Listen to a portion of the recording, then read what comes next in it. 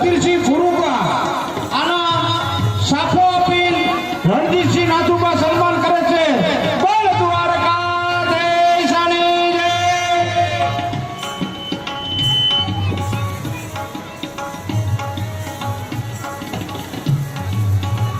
તેમાં